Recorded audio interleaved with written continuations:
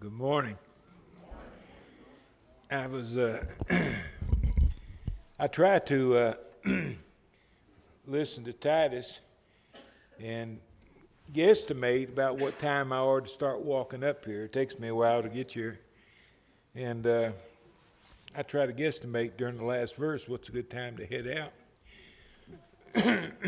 And I got so caught up in that song I forgot I was going to speak, so I was running a little bit late. We're very happy you're with us this morning. I'd like to talk with you today about death. It's an odd subject, but it's a fact of life, and we deal with facts of life, so I thought we'd be well advised to study this one as well. There are a lot of views of death, and that's what I want to talk about, is what other people think about death, what they think is going to happen to us when we die. And it's amazing, really, how many diverse views there are when you get to thinking about death. So let's start with this one. Death is a transition to a new mode of earthly existence. Wow, what exactly does that mean? Well, that's just another way of talking about reincarnation. Reincarnation is something that most all of us have heard about, I'm sure. It's also referred to, at least by the preachers, the transmigration of the soul.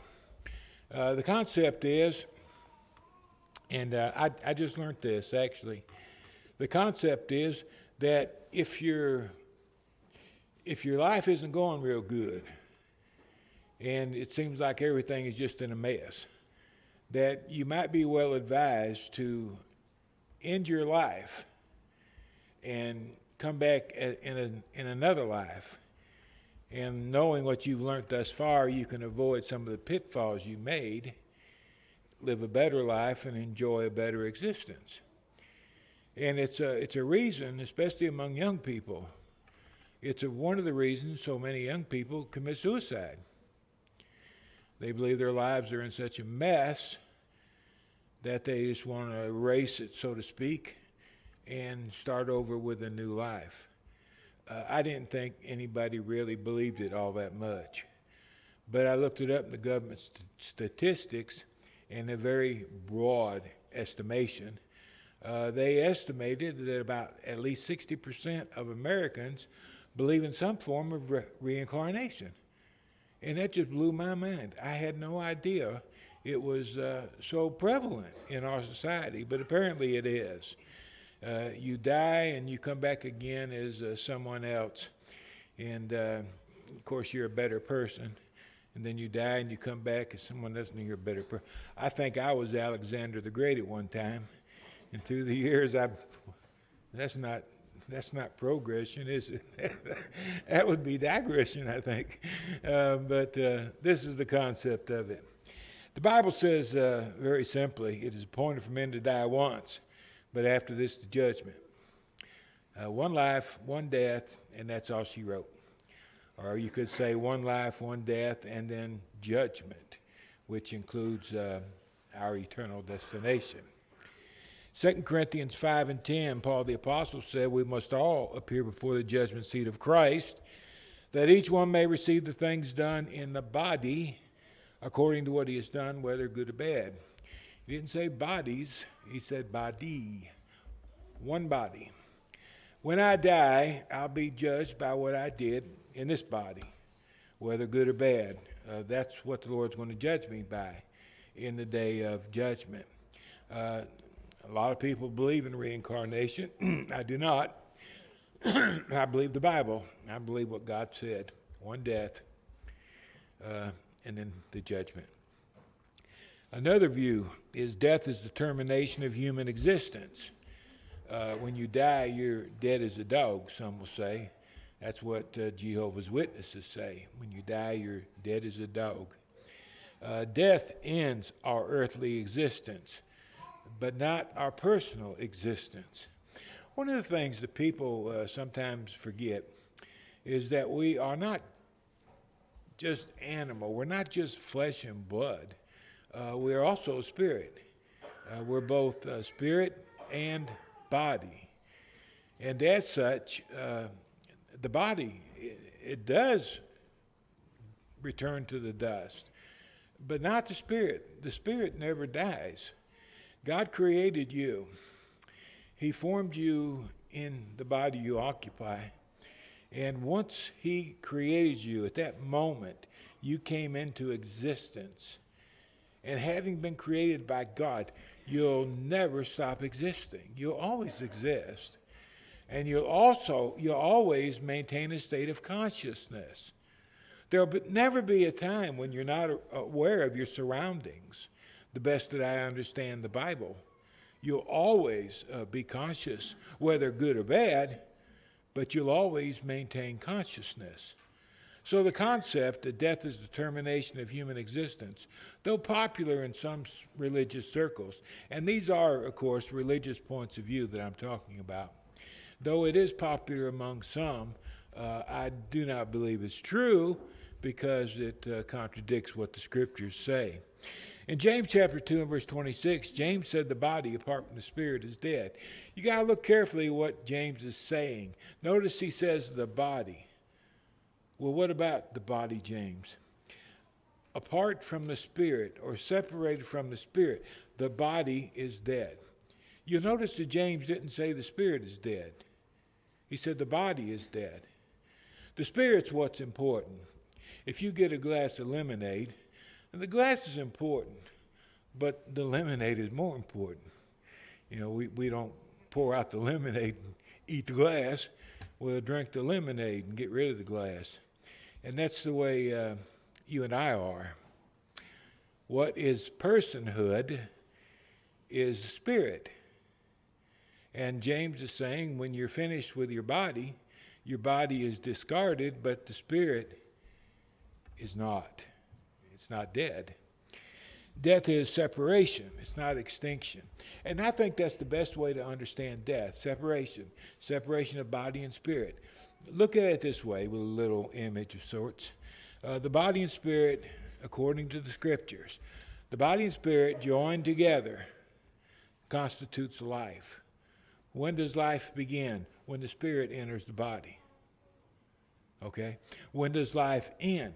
When the spirit leaves the body. Or as James said, when the spirit is apart from the body having nothing to animate it any longer is said to be dead. Do you ever notice that when you go to the funeral home and you're looking at your daddy laying there in the casket, that it looks exactly like him? Nothing changed from the day he passed. The same person, got the same number of hairs, looks identical to what you're accustomed to. But you speak and he don't answer. You touch and he won't respond. That seems so weird to me that my daddy will not respond to me because he never did that during life. But suddenly I can try to communicate with this man that I've spent all my years with, and I get nothing in return.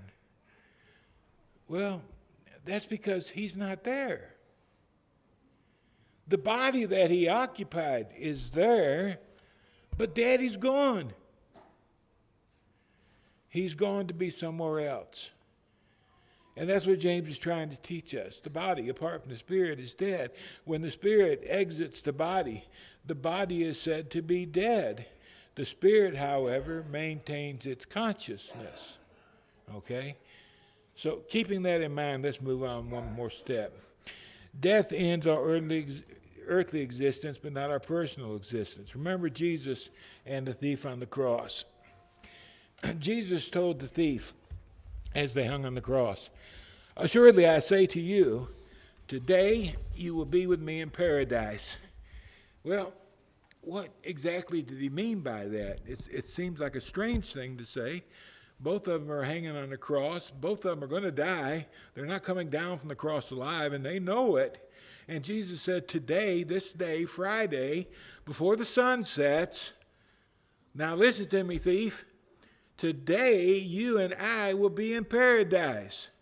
What does he mean by that? Well, we know what he meant. The spirit exited the body, and the thief and Jesus were soon together in paradise.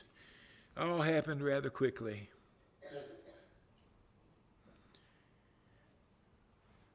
From the cross paradise.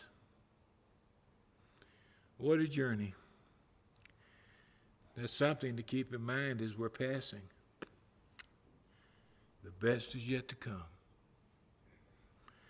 Well, Solomon spoke on this matter as well. He said when the person dies, the spirit returns to God who gave it.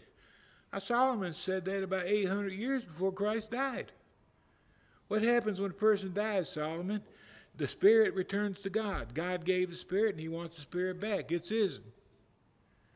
God created you and you go back to God when you're done with your business in this world. You go back to be with him. Well, what about the body? He said, well, the dust, the body, it returns to the earth as it was. And of course, in the earth, we know that the body decays, except in Jesus' case, the body was only in there from Friday to Sunday. And on Sunday, the body came back up. It was raised back to life. And Jesus, who was in paradise, left paradise, and he re-entered the body. And that's what we know as resurrection.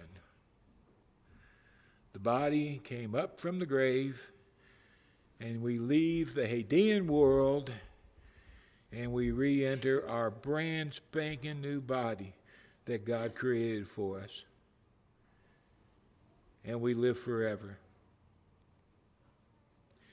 Death is a state of non-conscious existence, some say. It's referred to as soul sleeping. You may hear preachers on TV talk about soul sleeping. The idea is that when you die, you don't know anything. It's all she wrote. And there's a number of passages people will turn to prove their point. Daniel chapter 12, verse 2 is one. Many of those who sleep in the dust of the earth shall awake, some to everlasting life, some to shame and everlasting contempt. Now, sleeping in the dust of the earth. What part of us sleeps in the dust of the earth? We know, well, it's the body. You put the body back in the earth and the body turns to dust. But Daniel said nothing about the spirit. The body sleeps in the dust, but you won't, not you. God created you, and you're very valuable. You're very important. You're more important than you'll ever understand. You were so important that God let his son die so that you could live. And he will not discard you. He created you to be immortal, and immortal you are. In the book of Revelation, chapter 6, 9, and 10, John had the opportunity to peer into heaven. The Lord was unloosing seals that revealed things to come. And John saw this when the Lord opened the fifth seal. He said, I saw under the altar in heaven, I saw under the altar the souls, the spirits of those who had been slain. Why? For the word of God and for the testimony which they held. They were Christians. They were Christians who refused to deny Christ. And because they refused to deny Christ, they were murdered. Their bodies returned to the dust.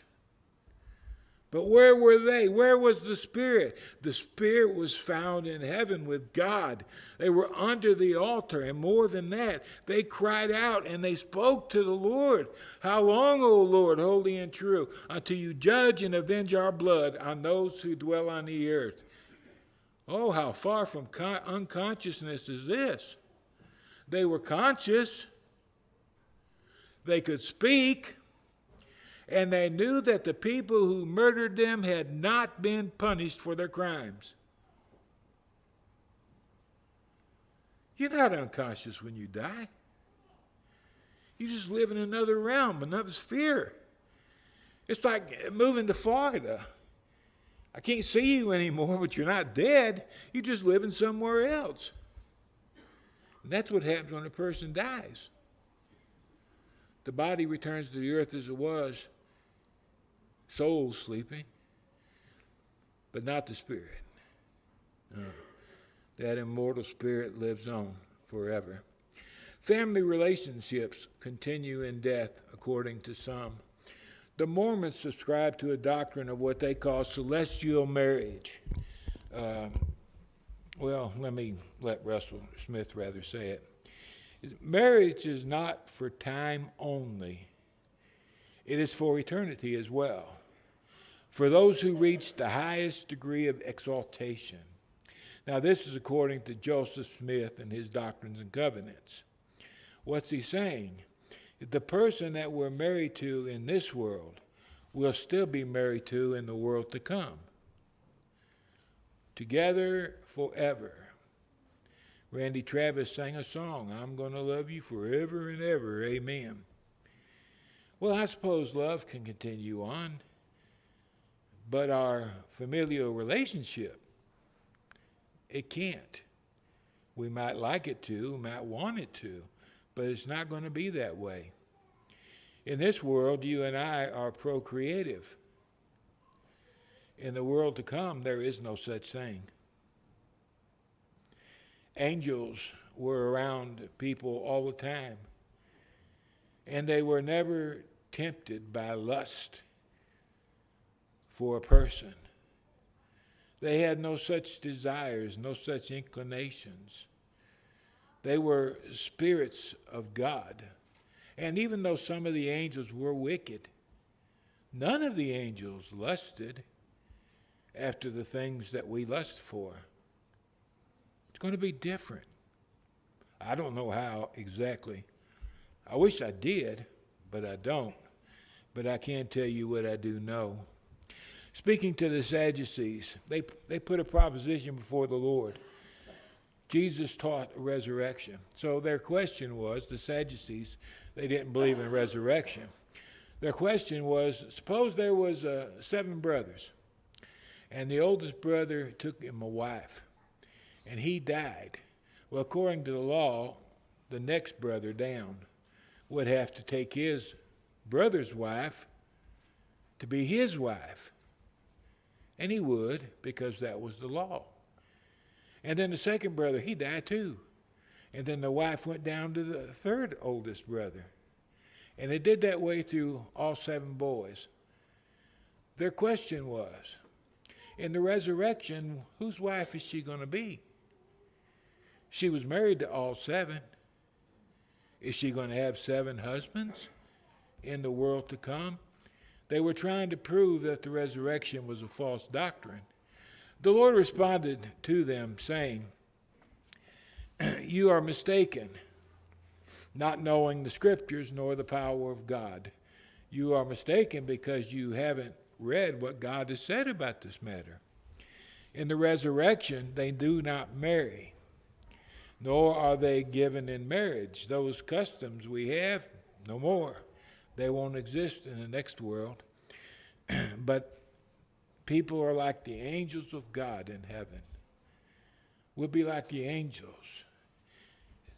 We don't have a flesh and blood body anymore.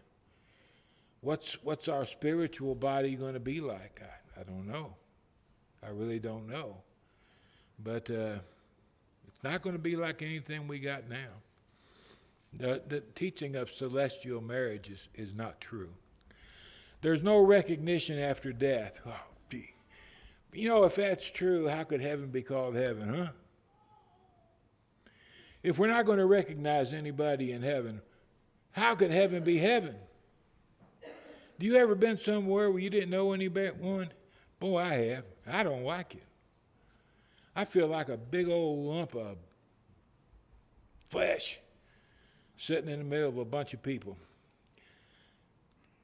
And I'm uncomfortable. How can heaven be heaven if I don't know anybody? Well, just because it makes you uncomfortable, that doesn't mean it's not true. That's right, it doesn't. But what the Bible teaches does mean that we will know one another when we get to heaven. Genesis 25, verse 8, one of my most favorite passages in the entire Bible. I love it, I love it, I love it. Abraham breathed his last. He died in a good old age, an old man and full of years, and was gathered to his people. This is said about several people in the Old Testament, and I love this so much. At first, I thought that means he was buried in the family cemetery. All my people's buried up here in Byers Cemetery. And in my mind, I was thinking, gather to your people. Me, I'd be gathered to Byers Cemetery. That's what I first thought when I first read it. But then I got to thinking about it, and I thought, well, that can't be right. Abraham's folks, his daddy, he was buried about 300 miles north of where Abraham was. And the rest of his people, they were over in the Ur of the Chaldeans. Abraham, he was buried in the land of Canaan. How could this be what the scriptures are talking about? Well, it wasn't. It wasn't talking about his body at all.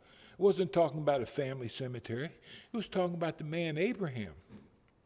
Abraham was gathered to his people. Many of his people, just like it is now, many of his people went on to be with the Lord. Many of his people did not.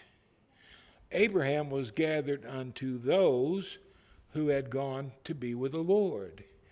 He would now spend his life once again. I think it was George Jones that said, together again. And I love this passage so much. I just thrill at the prospect of seeing all the people I've known during my life when I get to be with them once again. The best is definitely yet to come. The folks I've got now, the folks that went on before me, we can all be together with God in the world yet to come. And it just thrills my soul. In Genesis 37, verse 35, Jacob and all his sons and all his daughters arose to comfort him. His boy Joseph, he was told, was dead. He had been mauled by a vicious animal, and he was now dead. All he had left was a coat of many colors that he had made for him. And he's taking it hard. He's taking it really hard. His sons and his daughters, they all gather in, trying to make him comfortable, trying to help him. But he refused to be comforted. And then he said, I shall go down into the grave to my son in mourning. And thus his father wept for him. Jacob, he was separated from his boy, and it just broke the man. And all he had to look forward to with regard to Joseph was the day that he would go to be with him again, and then he would find his peace. 2 Samuel 12, verse 23, David's baby had died. He prayed and prayed that God would spare this child. He was sick, and he prayed that God would spare this child, but God did not spare the child. David found out that the boy died. His men came and told him, he was fasting and praying. His men came and told him the boy has died. And they thought sure David would lose his mind because he was taking it so hard. It was breaking this man. And they thought it would sure flip him over the edge. And he got up, he quit fasting, he cleaned himself up, and he went into the table and he sat down, and they brought him food, and he began to eat. They were so confused. What in the world is going on? When the child was alive, you fasted, you mourned, you prayed, and now that the child is dead, you're just going on. Business as usual. And David responded, well, he's dead. He's dead. My boy's gone. Why should I continue to fast? Can I bring him back again? Well, everybody knew that answer was a big no, just like you and I do. No matter how much we plead and cry and beg, we can't bring him back again. That's beyond the scope of our ability, and it's something the Lord chooses not to do. Can I bring him back again? I shall go to him, but he shall not return to me. David had something to look forward to. He would see his boy again in the future. Matthew chapter 8 and verse 11, Jesus said, I say to you that many will come from east and west and sit down with Abraham, Isaac, and Jacob in the kingdom of heaven. What's the significance of sitting down with Abraham, Isaac, and Jacob if you don't know who they are? Well, I haven't seen Abraham, Isaac, and Jacob before. Doesn't make any difference. When you get to heaven, you're going to know who they are. You're going to see them and you're going to know them. How does that work? I don't know, but I know it does. Why would we rejoice if we're going to see someone we don't even know? No recognition after death. There's many more passages we could look at, but time is getting away. Death is considered a time of probation and preparation. When you die, there's more to come in the arena of salvation. That's what some believe. This is the place where souls are supposedly purged of sin before they enter heaven. A person dies and they go elsewhere, and in this other place, those who were not prepared to meet God, they can get prepared. It's a second chance. You get a second chance. And Roman Catholicism they make a big deal out of this one. They call it the place purgatory. When a person dies, they go to purgatory. And in purgatory, usually their loved ones will do good deeds. And the one in purgatory, they get credit for it. Sometimes it's done by cash deposits on behalf of the person who's in purgatory. And through your labor and your gifts, you can reach a point where this person, depending on how many sins they have, they can get out of purgatory and go on to heaven. Purgatory is a place to hold over for what's yet to come. A lot of people believe it. A lot of people. Mormons advocate what they call baptism for the dead. They find people, the graves of people who have died, and they baptize one of their own for the purpose of applying that baptism to this dead person. Because the dead person was not a Mormon, they're certain to go to hell. Therefore, they baptize for them so that they can go on and be with God in heaven. Charles T. Russell, he's the founder of Jehovah's Witness organization. He argued that salvation is not confined to the present life. You could obtain salvation in the next world too, through the baptism for the dead. That's one of the reasons why the Mormons are so famous for baptizing for the dead, is because they're trying to get many more people into heaven. The Bible teaches about this intermediate place. Again, it is appointed for men to die once, but after this, the judgment. One death, one judgment. There's nothing in between. Death and judgment, nothing in between. There's life and there's death, nothing in between. Life, death, judgment, nothing in between. There is no state of preparation in the next world. And some people apparently rely on the belief that there will be. So they're not too worried about what's happening right now because they know they'll get a second chance. In the parable of the wise and the foolish virgins, Matthew 25, 1 through 13, there were 10 virgins. 5 are considered wise, 5 foolish. The difference between the two is their job was to light up a pathway. The bridegroom, they would have a marriage, a wedding, and then over at this place, they would have a celebration. So you get married at this place, and you go to this place to have a party. Well, nobody knows really what time the marriage ceremony is going to be over. It depends, I guess, a lot on how windy the preacher is. If he yammers and yammers and yammers, it's maybe several hours before the bridegroom finally comes.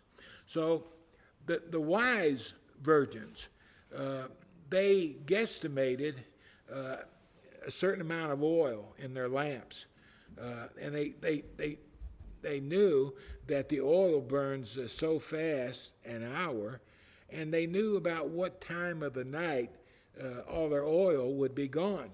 And they thought, what if the bridegroom delays his coming? What if he doesn't come? So they took another can of oil with them. The foolish virgins, on the other hand, they did not. They only took what they had in their lamp. Well, what happened was, as they were sitting there waiting for the bridegroom to show up, they all fell asleep. And when the bridegroom came, they all jumped up.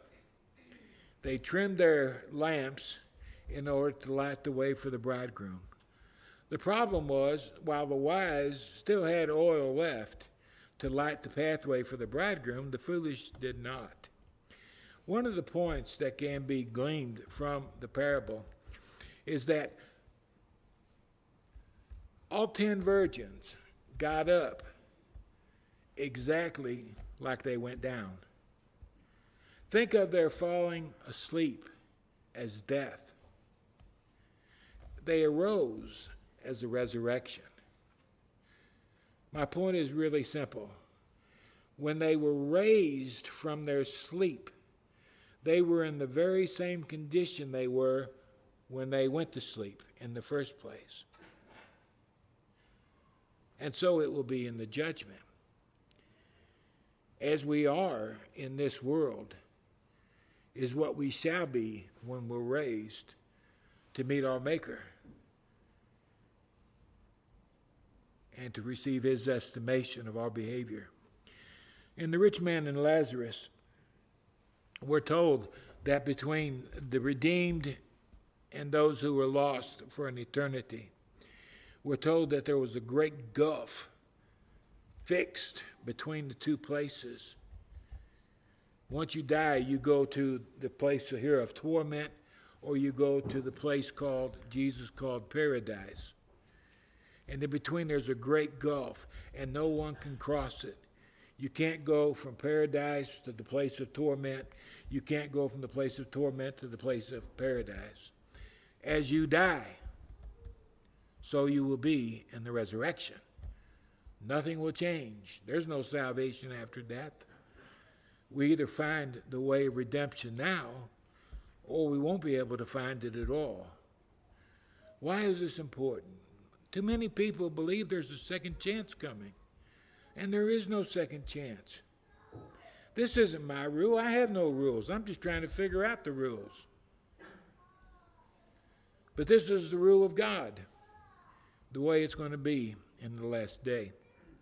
In 2 Corinthians chapter 6 and verse 2, Paul said, now, right now, is the accepted time. Now, right now, is the day of salvation. It's not coming in the future. It's today. And if not today, maybe never. That sounds so permanent, doesn't it? Oh my, it sounds so permanent. Every time we get done with a worship service, I always have a lot of baggage I carry home with me. I have a fear that among those who are not children of God, they may not be here next week when we gather again and the opportunity is offered for life. They may die in a state of unpreparedness, and it gives me a lot of grief. It really does.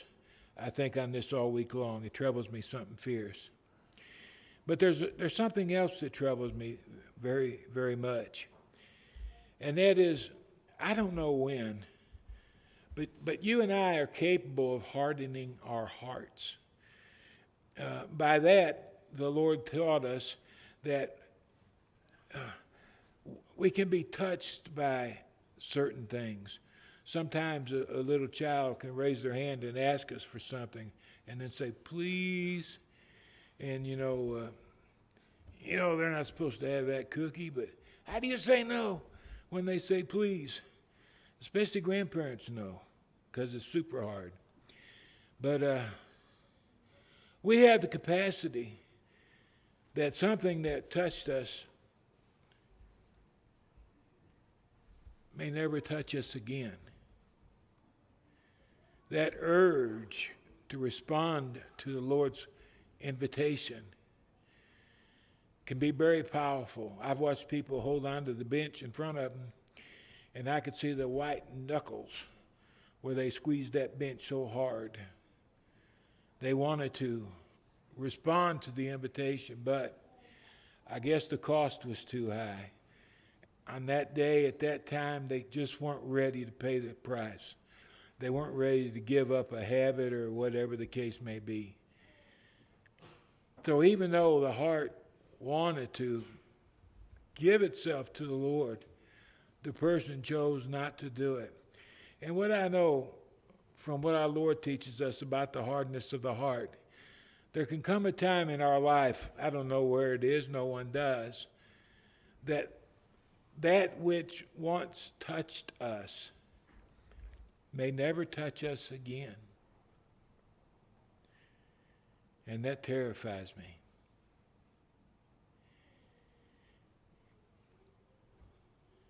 There'll always be a day when I can obey the gospel. There'll always come a time.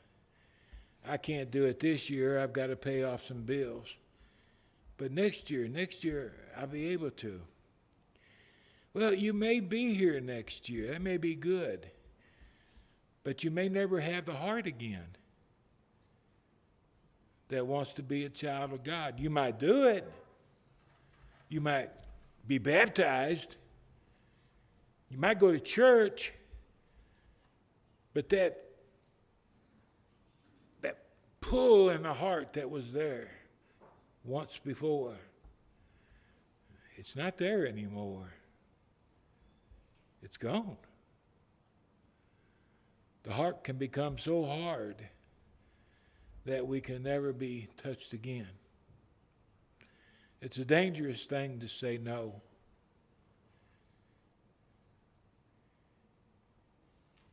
And I worry about that all the time. What can I say? How can I say it? What can I do? I wish I knew. There's more. I'm not going to go into them, though. People have a lot of thoughts about death. Simply, we live, we die, we go to judgment. That's all it is. That's all it is. And if we're not prepared to be judged by the Lord when we go to judgment, He will not accept us. I don't care which one of us I'm talking about, me or you or whoever. If we're not ready to meet the Lord, He will not have us, because He's not going to let us bring our bad attitude into heaven. When the Lord touches you, don't say no. Just listen to Him.